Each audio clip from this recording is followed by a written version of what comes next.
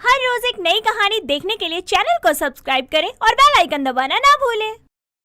सरोज अपने एक लौते बेटे सूरज की शादी एक पायल नाम की लड़की के साथ करके उसे अपनी बहू बनाकर घर लाती है और अपनी पड़ोस की औरतों के साथ आरती की थाली लेकर उनके स्वागत में दरवाजे पर खड़ी हो जाती है। इस बात से अनजान सरोज कि उसकी बहू पायल को दुलाती मारने की आदत है, वो गृह प्रवेश के टाइम अपनी बहू को सीधे पांव से चावल के भरे कलश को लात मारने को कहती है, जिस पर पायल 2 कदम पीछे करके कलश पर इतनी जोर से लात मारती है कि सारे चावल हॉल में फैल जाते हैं और कलश जाकर उसके स्वर्गवासी ससुर की तस्वीर पर जाकर लगता है और उनकी फोटो की कांच की फ्रेम जमीन पर नीचे गिरकर टूट जाती है, जिसे देखकर सबकी आंखें खुल जाती है। तभी सरोज की पड़ोसन मालिनी कहती है, हाय दैया, जरा अपनी बहू के कारनामे तो देख, क्या कर दिया इसने आते ही। भला इतनी जोर से कलश पर कौन लात मारता है। अपने गृह प्रवेश के टाइम पर कलश के सारे चावल पूरे हॉल में फैला दिए, ऊपर से तेरे पति की फोटो भी जमीन पर गिरकर टूट गई। हे भगवान, गलत तो हो गया, लेकिन अब बहू की इज्जत सबकी नजरों में बचाने के लिए मुझे बात तो संभालनी ही पड़ेगी, वरना पूरा मोहल्ला हंसेगा उस पर। अब तू चुप क्यों खड़ी है सरोज, अपनी बहू को कुछ बोलेगी नहीं। अरे आते ही इतना बड़ा अपशगुन कर दिया। तेरी बहू के गृह प्रवेश की तरह आज तक मैंने किसी का गृह प्रवेश नहीं देखा। लगता है तेरी बहू दुलाती मारने वाली है, तभी तो इतनी जोर से दुलाती मारी है। अरे बस कर मालिनी, कितना बोलती है तू। कोई अपशगुन नहीं हुआ, मेरी बहू ने बिल्कुल सही लात मारी है कलश पर। इसी बहाने कलश के सारे चावल पूरे घर में फैल गए और लोग कहते हैं कि कलश के चावल जितनी दूर तक जाते हैं उतनी ही घर में बरकत होती है। अच्छा, अब तो अपनी बहू की गलती छुपाने के लिए झूठ भी बोल रही है। 1 मिनट के लिए कलश की बात को हम नजरअंदाज कर दें, लेकिन जो इसने कलश मारकर तेरे पति की फोटो को जमीन पर गिरा दिया, उसका क्या। कांच टूटना तो अपशगुन होता है ना, या वो भी झूठ है। मालिनी, शुभ समय पर कांच टूटना शुभ होता है, और आज उनके बेटे की शादी हुई है, उसका घर बस गया है, तो वो भी तो खुश होंगे ना, इसलिए तस्वीर जमीन पर गिरकर टूट गई होगी, वरना हमें कैसे पता चलता कि वो खुश हैं। वैसे मालिनी, सरोज बिल्कुल ठीक कह रही है, हमें इतना नहीं सोचना चाहिए। ये शुभ शगुन अपशगुन सब हमारे दिमाग का फितूर है और कुछ नहीं। जैसा हम सोचते हैं वैसा ही होता है। माँ, अब बस भी करो यार, कितने देर और मुझे यहाँ खड़ा रहना पड़ेगा। आपकी बहू का गृह प्रवेश पूरा हो गया है तो मैं भी अंदर आऊँ। लोग सच कहते हैं कि जहाँ 2 औरतें इकट्ठा हो जाए तब उनसे ना बातों में कोई नहीं जीत सकता है। हाँ बेटा, हो गई सारी रस्म पूरी, बस 1 मिनट रुक जा, तुम दोनों की आरती तो उतार लूं बस। सरोज इतना कहकर अपने बेटे बहू की आरती करके उन्हें घर में लाती है और जैसे तैसे करके अपनी बहू के गृह प्रवेश की रस्म को पूरा करती है। ऐसे ही समय बीतता है। तभी एक रोज पायल हॉल में बैठी किताब पढ़ रही थी। तभी उसके फोन पर किसी का कॉल आता है, जिस पर वो अपनी नौकरानी राधा, जो कि हॉल में पोछा लगा रही थी, उसकी कमर पर दुलाती मारती हुई कहती है, जरा टेबल से मेरा फोन उठाना, देखो जरा किसकी कॉल आ रही है। जल्दी करो वरना कट जाएगा। छोटी बहू जी, ये बात आप मुझे मुंह से बोलकर भी कह सकती है, इसमें आपको मुझे दुलाती मारने की जरूरत नहीं थी। यार तुम कुछ ज्यादा ही सोच रही हो। तुम टेबल के पास थी और मेरी तरफ तुम्हारी कमर थी, बस इसलिए मेरी लात उठ गई। वो क्या है ना कि मुझे लोगों को मुंह से ज्यादा लात से बात करने की आदत है, इसलिए अब दो यार मेरा फोन। मैं इस घर की नौकरानी भले ही हूँ, लेकिन आज तक मुझे कभी एहसास नहीं हुआ कि मैं इस घर की नौकरानी हूँ। लेकिन आज आपने मुझे लात मार के ये एहसास करवा दिया कि मैं यहाँ की नौकरानी हूँ। जो सच है उसमें एहसास करवाने की जरूरत क्या है। और वैसे भी नौकरों के लिए मालिक की लात अच्छी होती है, और मैंने बस धीरे से लात मारी थी, तुम कुछ ज्यादा ही भड़क रही हो। लात मारना तो गृह प्रवेश वाले दिन जैसे मैंने लात मारी थी ना, उससे कहते हैं, उसके आगे तो ये कुछ भी नहीं था। पायल और राधा की सारी बातें घर के दरवाजे पर खड़ी सरोज सुन रही थी, जिसे सुनने के बाद वो पायल के पास आती है और उससे कहती है, बहू, अपने घर के नौकरों को दुलाती मारकर काम करवाना तेरे घर में शोभा देता होगा, लेकिन मेरे घर में ये सब नहीं चलेगा। और राधा हमारे घर की नौकरानी नहीं बल्कि मेरी बेटी की तरह है, तो आगे से ऐसा करने से पहले 100 बार सोच लियो बहू। माँ जी, आप भी कहाँ की बात कहाँ लेकर जा रही हैं, और आप इसके नकली आंसुओं पर मत जाइए। और मैंने लात इतनी जोर से भी नहीं मारी थी जितना ये रो रही है। माँ जी, मुझे दुलत्ती मारने की आदत है, तो मैं क्या करूं? अगर तुम्हें दुलाती मारने की इतनी ही आदत है तो समय रहते इसे सुधार लो, वरना मुझसे बुरा कोई नहीं होगा। आगे से ध्यान रखना। सरोज इतना कहकर राधा को लेकर वहाँ से चली जाती है। ऐसे ही समय बीतता है, लेकिन पायल की दुलाती मारने वाली आदत में कोई सुधार नहीं आता। ऐसे ही एक रोज पायल अपने कमरे में लेटी टीवी देख रही थी। तभी उसे प्यास लगती है और वो बगल में लेटे अपने पति को जोर से दुलाती मारती है, तो वो जमीन पर जा गिरता है। और तभी पायल कहती है, सॉरी, लगता है ज्यादा जोर से दुलाती मार दी। वो मुझे बहुत जोर से प्यास लगी थी और पानी का जग आपके बगल में रखा हुआ था, वही मांग रही थी। आपको लगी तो नहीं? अब कुछ बोलोगी या कमर पर हाथ रखे मुझे घूरते ही रहोगे आप? ज्यादा लग गई क्या? आप ठीक तो है ना? तुम्हारी इतनी हिम्मत, तुमने अपने पति देव को दुलाती मारी? एक हिंदुस्तानी लड़की होकर ऐसा काम किया है। यहाँ की औरतें पति को भगवान मानती है और तुम हो कि पानी के लिए अपने पति को दुलाती मारती हो। शर्म नहीं आती तुम्हें?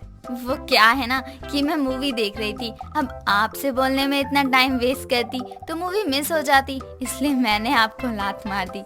और रही बात पति को भगवान मानने की, तो वो तो मैं मानती हूँ, लेकिन अब मैं अपनी ये दुलाती मारने वाली आदत का क्या करूँ?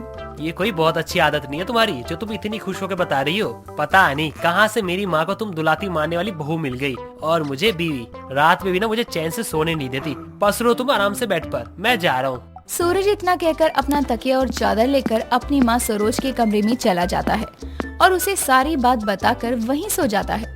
अगले दिन सरोज अपनी बहू को उसकी दुलाती मारने वाली आदत के लिए बहुत सुनाती है और वहाँ से चली जाती है, जिसके बाद पायल भी अपने घर के कामों में लग जाती है। ऐसे ही समय बीतता है। तभी एक रोज उसकी पड़ोसन मालिनी अपनी कमर पर हाथ रखे झुके हुए उसके घर आती है और पायल से कहती है, बहू जरा एक दुलाती मेरी कमर पर बीमारी हो, पता नहीं कैसे अकड़ गई, सीधे होने का नाम ही नहीं ले रही है। आंटी जी, ये आप क्या कह रही हैं? बड़ी मुश्किल से तो मैं अपनी दुलाती मारने वाली आदत को छोड़ने की कोशिश कर रही हूँ, और आप हैं कि मुझे दुलाती मारने को कह रही हैं। अभी कुछ दिन पहले ही माँ जी ने मुझे बहुत सुनाया है, इसी चक्कर में तभी मैंने ठान लिया कि अब मैं दुलाती नहीं मारूंगी। और मुझे पता है कि आप मुझे ताना मार रही हैं। अरे नहीं बहू, वो क्या है कि सरोज ने मुझे बताया था कि तुझे दुलाती मारने की आदत है बचपन से, इसलिए मैं तेरे पास आई हूँ कि शायद तेरी लात से ही मेरी कमर सीधी हो जाए। वैसे तो जो उल्टा पैदा होता है उसकी लात से कमर की अकड़न ठीक हो जाती है, और ये सच है। आंटी जी, मैं उल्टी ही पैदा हुई थी, मेरी माँ ने मुझे बताया था, और मैंने पैदा होते ही दुलाती मारी थी। तभी से सभी को पता चल गया था कि मुझे दुलाती मारने की आदत होगी। बहू, एक बार मेरी कमर पर भी दुलाती मार दे, मैं तेरी सास को कुछ नहीं बताऊंगी। मालिनी के बार बार कहने पर पायल मालिनी की झुकी कमर पर एक जोर से दुलाती मारती है, जिससे उसकी झुकी और अकड़ी कमर सीधी हो जाती है। तभी सरोज वहाँ आती है और अपनी बहू को दुलाती मारते देखकर फिर सुनाने लगती है।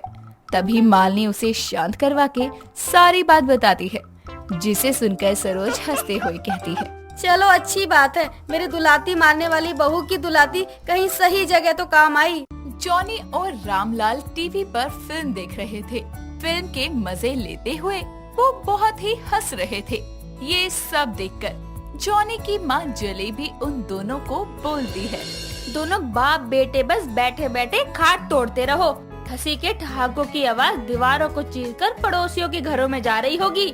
अभी आती ही होगी आपकी फेवरेट पड़ोसन। अरे जलेबी बाई जी, आप क्यों अपना मुंह सड़ा रही हैं? मेरे फेवरेट एक्टर जॉनी लीवर की फिल्म आ रही है टीवी पर, आप भी आ जाओ, देख लो। आज का वीकेंड तो बहुत ही मजेदार साबित हुआ मेरे लिए। अरे ना जी ना, मुझे कहाँ फुर्सत है फिल्म विल्म देखने के लिए। आप दोनों ही मजे लो जिंदगी के। हमें आटा दाल के भाव का हिसाब किताब रखने से ही फुर्सत मिले, तब हमारे नसीब में जॉनी लीवर की फिल्म होगी। अरे माँ आओ ना, बहुत मजा आ रहा है। मैं यानी आपका बेटा जॉनी आपको बुला रहा है। एक दिन काम नहीं करोगी तो क्या बिजनेस ढह थोड़ी जाएगा? एक दिन तो हमारे साथ वक्त गुजारिए। अजी तनिक लाज शर्म रह गई है कि नहीं? 25 साल का बेटा है आपका, थोड़ा तो समझा कीजिए। जलेबी की इतनी बात सुनकर जॉनी खांसते हुए कमरे से बाहर चला जाता है। रामलाल जॉनी के जाने के बाद जलेबी से बोलता है, देखा, तुम्हारा बेटा अब समझदार हो गया है, अपने आप ही उठकर चला गया। अब तो आओ एक साथ मूवी देखते हैं। आप कभी नहीं सुधरोगे। जॉनी लीवर का डायलॉग बोलता हूँ, बस दिमाग सुधरने के लिए बिगड़ा था मैं। इतना बोलकर रामलाल और जलेबी टीवी पर जॉनी लीवर की फिल्म देखते हैं। इधर जॉनी अपनी गर्लफ्रेंड नीता से मिलने जाता है। जॉनी उसे कॉल करके पूल के पास आने को कहता है। थोड़ी देर बाद नीता उसके पास आकर बोलती है, अरे आज तो तुम्हारे फेवरेट जॉनी लीवर की फिल्म आ रही थी। हमारे घर में सभी एक साथ बैठकर देख रहे थे, लेकिन तुम्हारा फोन आने की वजह से मैंने अपनी फिल्म मिस कर दी। अच्छा, तो तुम्हारे घर में भी? एक्चुअली मेरे घर में भी पापा और मैं टीवी पर जॉनी भाई साहब की मूवी ही देख रहे थे, लेकिन पापा का मन था कि मम्मी के साथ अकेले देखें, तो मैं उन्हें कुछ देर के लिए अकेले समय दे आया और तुमसे मिलने चला आया। तुम भी कभी कभी अपने माँ पापा पर रहम कर दिया करो। बहुत समझदार हो आप मिस्टर जॉनी जी। आपकी तारीफ में जितना भी कहा जाए कम है। हूना स्मार्ट। मैं अपनी फैमिली के साथ बैठी फिल्म देख रही थी। अब इस बंदर जॉनी के साथ मुझे डायलॉग बाजी करनी होगी। अच्छा, अब तुम अपने होने वाले पति को ऐसे बोलोगी? अच्छा, तुमने जॉनी भाई की आमदनी अठन्नी खर्चा रुपया मूवी देखी है? वो मूवी तो जब भी आ जाए तो हमारे घर में सारे काम धंधे छोड़कर मूवी देखने के लिए जुट जाते हैं। क्या कमाल की एक्टिंग की है उस मूवी में। मजा आ जाता है उस मूवी को देखकर। जितनी बार देखो उतना कम है। मैं उनकी कॉमेडी वीडियोस YouTube पर देखती हूँ। मेरा तो हंसते हंसते पेट ही दर्द हो जाता है, लेकिन हंसी फिर भी नहीं रुकती। मैं भी उन्हीं की तरह फिल्मों में कॉमेडियन का रोल करना चाहता हूँ। मेरे तो पापा भी बड़े गजब के फैन हैं, इतने ज्यादा कि उन्होंने अपने इकलौते बेटे यानी मेरा नाम जॉनी रखा। मेरी माँ तो मुझे हमेशा से ही जॉनी लीवर की बेटी की तरह टैलेंटेड बनाना चाहती थी। वो भी स्टैंड अप कॉमेडी बहुत अच्छी करती है। दोनों बातों में इतने मगन हो जाते हैं कि उन्हें शाम होने का भी पता नहीं चलता। जॉनी के घर से उसकी माँ का कॉल आता है और कॉल देखते ही वो नीता को बाय बोलकर घर आता है। जलेबी उसे देखकर बोलती है, कहाँ था तू? आपकी बहू से मिलने गया था। कौन है वो कलमुही? माँ, अब उसे कलमुही तो मत बोलो। तो क्या बोलूं? तूने कभी मिलवाया? हाँ, वो भी यही कहती है कि आंटी से मिलवा दे। मैं ही उसे मना कर देता हूँ। पसंद करते हो एक दूसरे को या बस ऐसे ही? इधर मैं हनीमून की प्लानिंग करके बैठा हूँ और आप पूछ रही हो कि पसंद करता है या नहीं। तू अपने बाप से भी तेज निकला। उसके घर वालों को कल बुला लियो। ठीक है। जॉनी उसके घर वालों को इन्फॉर्म करता है। अगले दिन नीता के मम्मी पापा जॉनी के घर उसे देखने आते हैं। रामलाल और जलेबी उनकी खातिरदारी अच्छे से करते हैं और बातों ही बातों में नीता के पिता निखिल रामलाल से पूछते हुए बोलते हैं, आपके बेटे का नाम जॉनी क्यों रखा? अब मेरा मतलब है जॉनी लीवर जी से आपको कुछ ज्यादा ही लगाव है। मैं और मेरा बेटा जॉनी लीवर के फैन हैं। मेरे बेटे का नाम जॉनी भी मैंने इसलिए रखा था क्योंकि मेरा और जलेबी जी का फेवरेट कॉमेडियन एक्टर जॉनी साहब ही रहे हैं। जॉनी के जन्म के बाद इस घर में सिर्फ खुशियां ही खुशियां आई हैं, दुख तो कभी रहा ही नहीं। आपस में बातचीत करते हुए नीता के घर वाले जॉनी को पसंद कर लेते हैं और पंडित जी से कुछ दिन बाद शादी का मुहूर्त निकलवा लेते हैं। थोड़े ही दिनों बाद उन दोनों की शादी भी हो जाती है। वो लोग खुशी खुशी साथ रहने लगते हैं। एक सुबह नीता उसे उठाते हुए बोलती है, अरे सुबह के 7 बज चुके हैं, अब तो उठ जाइए। मुझे सोने दो यार। अरे जॉनी जी, ऑफिस नहीं जाना क्या? नीता उसे जगाती है और थोड़ी देर बाद वो तैयार होकर ऑफिस के लिए निकल जाता है। बॉस को सवेरे की गुड मॉर्निंग विश करने के बाद वो अपनी कामों में लग जाता है। लंच के बाद दोपहर में ऑफिस की लाइट चली जाती है और इत्तेफाक से इन्वर्टर भी खराब होता है। ऑफिस के सभी एम्प्लॉयज साथ में बैठकर गप्पे मार रहे होते हैं। तभी जॉनी उन्हें शायराना अंदाज में बोलता है, अर्ज क्या है?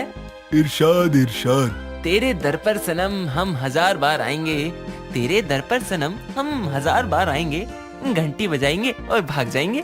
क्या खूब, क्या खूब। मेरा दिल मेरी जान जाने जहाँ ले लेना, मेरा दिल मेरी जान जाने जहाँ ले लेना। आज बहुत महक रही हो, आज बहुत महक रही हो, घर जाकर थोड़ा नहा लेना। ओहो, माशाअल्लाह माशाअल्लाह। आगे फरमाइए। ये बहुत मजेदार है, ध्यान से सुनिएगा कि अलग किस्म का सुरूर है दुनिया पर छाया, अलग किस्म का सुरूर है दुनिया पर छाया। साला हर कोई यही कह रहा है, मेरे बाबू ने थाना थाया। छा गए जॉनी जी। इतना बोलने पर ऑफिस की लाइट वापस आती है और जॉनी की तारीफ करते हुए बॉस उसे बोलता है, वाह वाह, हमारे ऑफिस के जॉनी लीवर, वाह मजा आ गया। तुम्हारे चुटकुले सच में लाजवाब है। तुम ये सब खुद से लिखते हो? सर मुझे जॉनी लीवर जी बहुत पसंद है। मैं उनका बहुत बड़ा फैन हूँ, इसीलिए मैं उन्हीं की तरह बनने की कोशिश करता हूँ। मेरे मुंह पर उनके डायलॉग्स रटे हुए हैं। मैं उनकी तरह ही लोगों में खुशियाँ बांटना चाहता हूँ। मैं तुम्हारी इस मामले में हेल्प कर सकता हूँ, क्योंकि मेरा एक फ्रेंड बहुत बड़ा मैगजीन पब्लिशर है। मैं तुम्हारे जोक्स और चुटकुले उसकी मैगजीन में छापने की बात करता हूँ। उसकी मैगजीन पूरे वर्ल्ड में फेमस है। मैं तुम्हें जॉनी लीवर जी की तरह तो नहीं बना सकता, लेकिन थोड़ी कोशिश जरूर कर सकता हूँ। और मैं तो ये कहूँगा कि तुम फिल्म डायरेक्टर्स को भी इंटरव्यू वगैरह दो भाई, क्योंकि तुम अपने टैलेंट को और भी निखार सकते हो। Thanks for appreciation sir. कुछ दिन बाद बॉस की मदद से जॉनी के जोक्स और चुटकुले सारी दुनिया के सामने आते हैं।